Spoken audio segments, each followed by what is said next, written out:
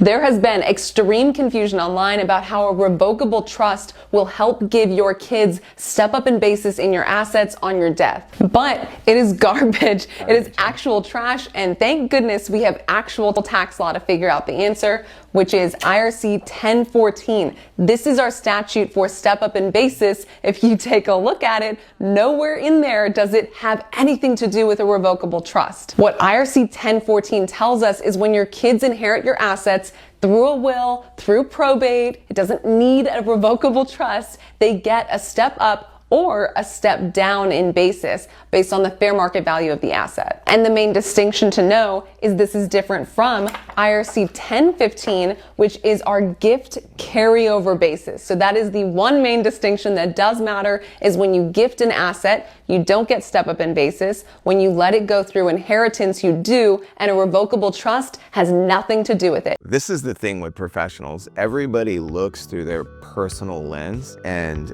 she's absolutely right.